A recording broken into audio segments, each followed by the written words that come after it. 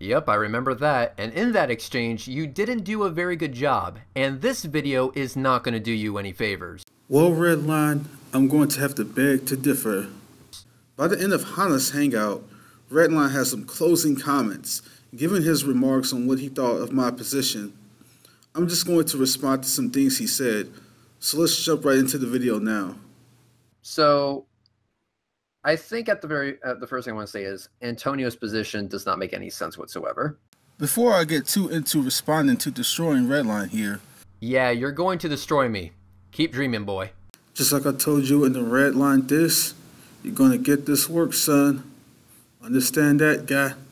I just want to point out how interesting it is. He says my position does not make any sense, but he can't seem to catch himself in his own contradiction when he argues his position. Actually, dude, your problem is that you don't understand the context in which I was speaking. You are about to show a clear example of this, so I'll let you get on with it. Oh, I understand context perfectly well, dude, but when we continue on with this video, I'm going to show how you absolutely missed the point. Observe this bit right here, and you'll see what I mean. Yeah, well, so my point was that it doesn't have to be one or the other. We can teach them both. We can teach them about abstinence, why it is better to not have sex. But we make sure that safety net is there for when they fail. And they will. You all heard it here, my friends. And they will, Redline says. Fiona says about young people that we make sure the safety net, which is contraception, is there for when they fail. That's correct. When they fail. But Antonio, do you know the context of the word they? Yes, I do. But again, this isn't the point, man. But check out what he says just a bit later. The problem with what you're saying is, why don't you just give them a condom from the outset, because they're very likely to fail. Why don't you just give them a condom? We're not saying that they're very likely to fail. That's not what's being said at all. Notice he says, we're not saying they are very likely to fail. I guess to be fair, he's technically correct. He's not saying they are very likely to fail. He said outright, and they will fail. And this is where you fail to understand the context in which I was speaking, because you are confusing the word they to be synonymous with the word all every single time, which is of course bullshit. I recommend you clean the shit out of your ears and pay close attention, as I will explain it one more time. Me and Fiona were originally recognizing the raw numbers that show that out of a certain number of individuals, a certain number will fail from being abstinent. There is a percentage there. Now they could refer to the population as a whole, and they could refer only to a select number of people out of that certain population that will fail. This is why context is important, Antonio, and this is why quote mining does you no favors.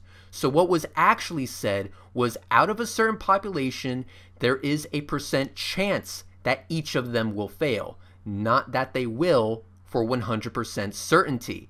Even if we assume that the percentage is low as fuck, it's still there. So let's say the chances of fucking up are 1 in 30.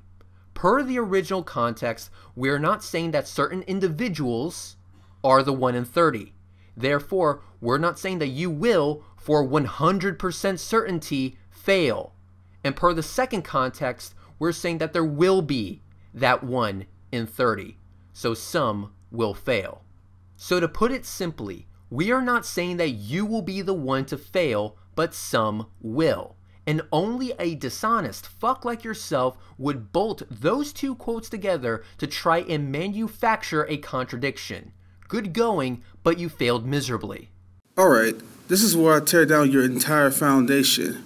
You want to talk about context? Let's talk context. Even if you take into account the entire context of the conversation, we talk about the numbers and other factors, you still make conflicting statements.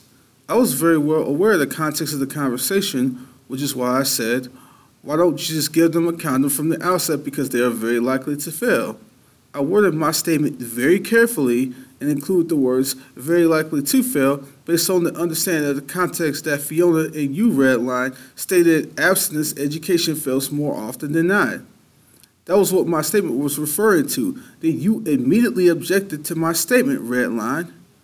I think you gotta take your own advice and get the crap out your ears and listen again. The problem with what you're saying is why don't you just give them a condom from the outset because they're very likely to fail. Why don't you just give them a We're condom not saying from that they're the very beginning? likely to fail. That's not what's being said at all. What context could you have possibly thought I was referring to when I included in my statement, very likely to fail? Why in the world would you object to that statement at all if you were familiar with the context at the time? The fact that you would even object to it means you contradicted yourself. This is why I said in the statements I pointed out showed in the first video I did on this, showed you to contradict yourself. Let's have a moment of silence for Redline stupidity.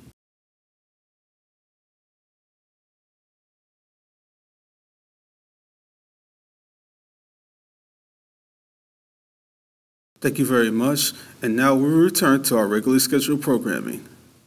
Still, I still think that he is acting very selfish, the first thing that we were talking about, because he said without God being there, he would do X, but because he wants to please his daddy in the sky, he, wouldn't, which was to end the suffering. So he's putting his own wants and desires above the, comfort and not necessarily the well-being, but the just comfort of the other individual that's currently in a tremendous amount of pain. Oh man, Redline's logic is just rich.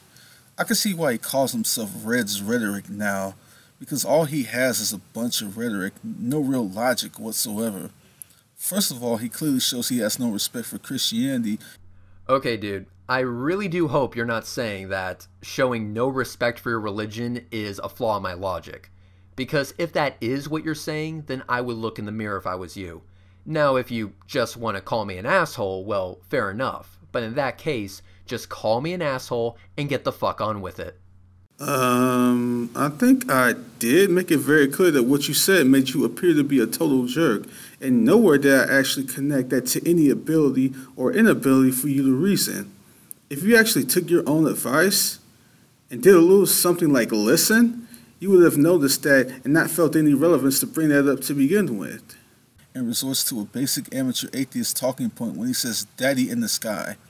That appears to indicate he comes off as a total jerk, which isn't surprising to me given his stupid Dumb F of the Year award thing.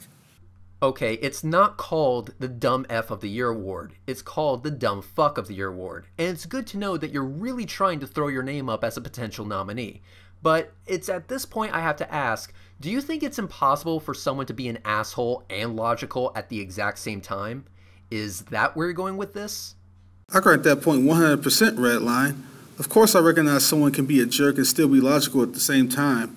The reason why I bring up the issue is for the following reason.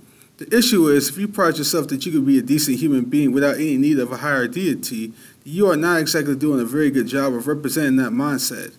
I don't care how logical you are, carrying yourself like a total joke to everyone is a sign that you are a coward and a sign of your own weakness. It's not a sign of strength by any stretch of the imagination. Christians generally don't go around saying that God is in the sky, so he's basically pulling that crap out his rear end. Or it could be a figure of speech. I mean, holy shit, are we really going to split tears over me calling your god a sky daddy? Are you really that butthurt? Please quit your bitching and get to the part where you show how I have no logic for my position. Seriously, Redline, are you really acting this stupid right now? Why would you purposely present a false view of the Christian God in a figure of speech fashion? You clearly weren't interested in an accurate representation of the Christian God. You were only interested in poking fun at your purposely picked false concept. People typically don't purposely attack misrepresentations of things, then claim those misrepresentations were only based on a figure of speech. This is really, really ridiculous and pathetic on your part, Redline. Probably from watching way too much TV, which seems to portray a thing about the God of the Bible. Figure of speech. Based on your misrepresentation. Second, he has no room to talk about selfishness when it could be easily argued his mercy-killing logic, as he put it, in Hannah's hangout is so that he can feel better about his murderous position. Oh really? So I'm being selfish. Well, I guess you missed the part where I said this. Oh, okay. If hell was real, would allowing Would aborting someone with such a with such a disease as you described be the moral thing to do, especially if it means an eternity of background pain, given your own belief that it's wrong to cause people or even yourself an excruciating amount of pain? Okay, so you're saying in this hypothetical, both me and the person that I'm mercy killing would both go to hell, correct? Or is it just me? Just you. If it's just me, then my position is the same as Fiona. I'll be more than happy to take that risk. And if God deems me to be thrown into a lake of fire for having that type of mercy, so fucking be it. Now, sir, it is at this point that I would like for you to easily argue about how I am being selfish given the clip that was just shown. Now, I have no clue if this hellfire exists. It might very well be waiting for me after death, and I do think it would be rather fucked up to cause an endless amount of pain and suffering to myself. But unlike you, and given the situation, I am actually willing to put my soul on the line if it meant that I could end the unimaginable suffering of my unborn child before it even started. And keep in mind that Fiona's position is the same as mine. So, if you think you can make an argument about how we are being selfish, given that fact, then go ahead and make it. Trust me, we will be right here waiting. It's very simple, Redline, and you missed my point. The issue is not that because you'd be willing to risk being thrown into hell forever for ending someone's life in quote-unquote mercy, as you put it, but rather that you spend all day tiptoeing in your red herring redline fashion and avoiding the actual moral issue at hand of abortion by using red herring tactics like dropping down abortion numbers. This doesn't deal with whether the act of abortion itself is morally justifiable or not. This is why I keep going back to the elective issue. You say you don't like abortion, so you try to make yourself feel better about the issue by dropping the numbers as much as possible.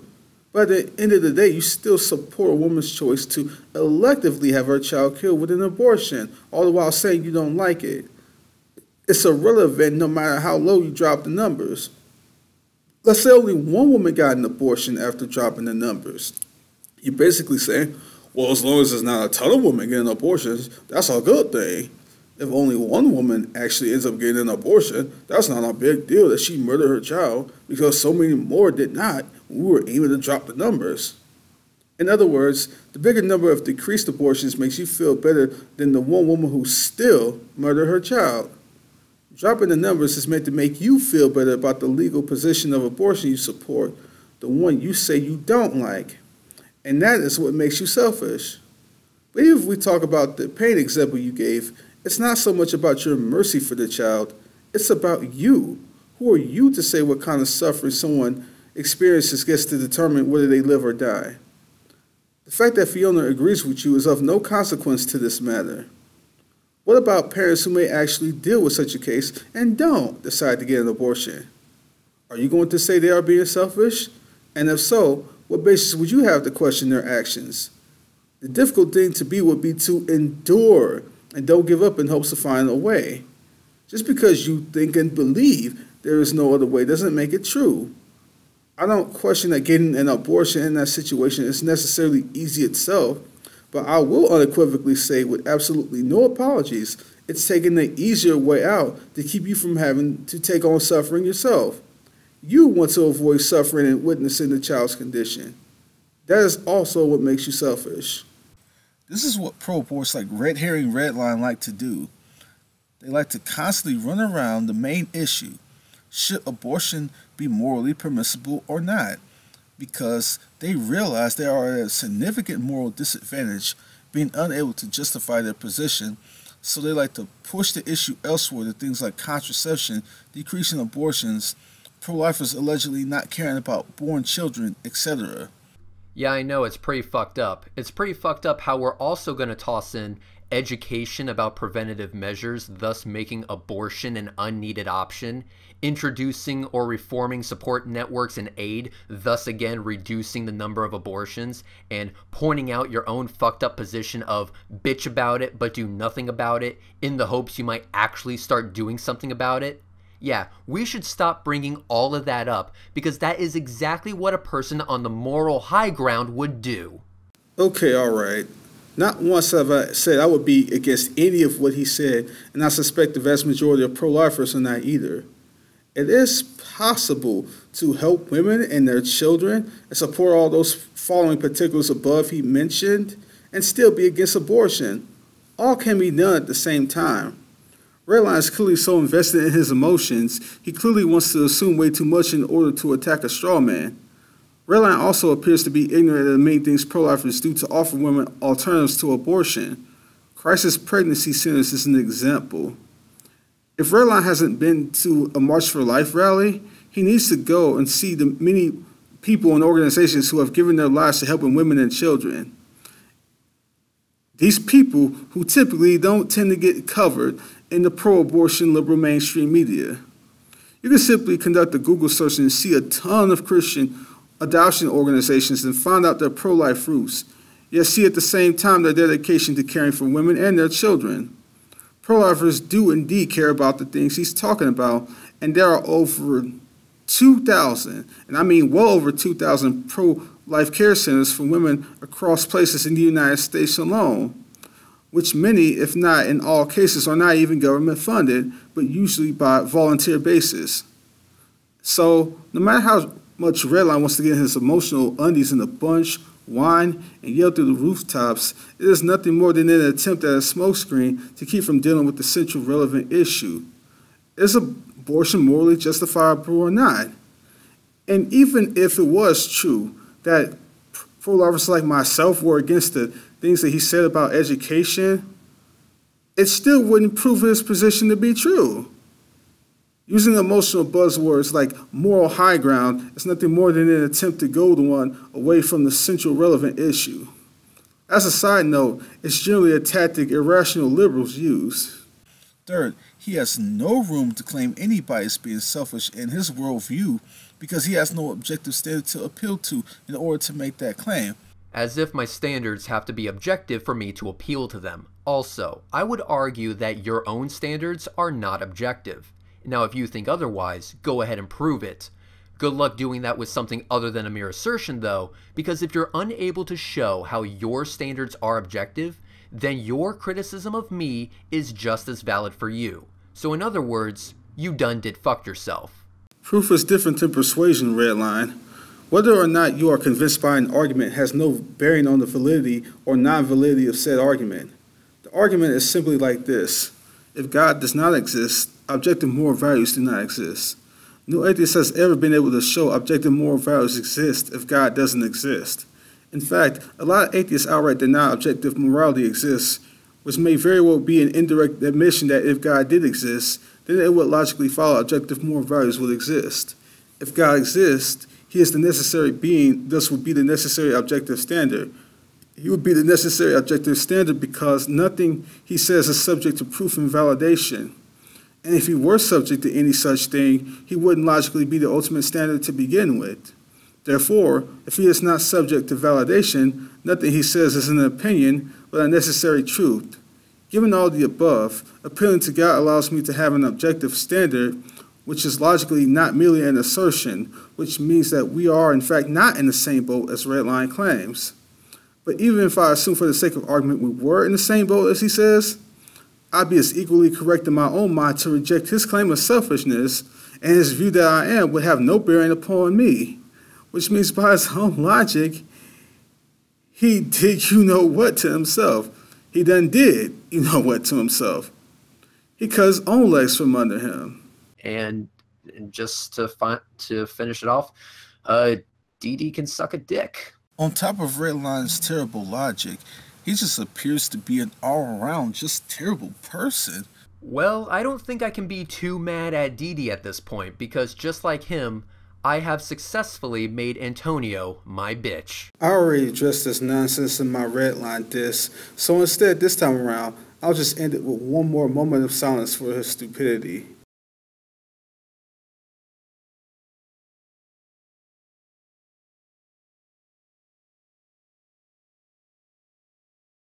And with that, I want to thank you all so much for watching, my friends. Please like, share, and subscribe. And as always, please do take care. God bless, and peace.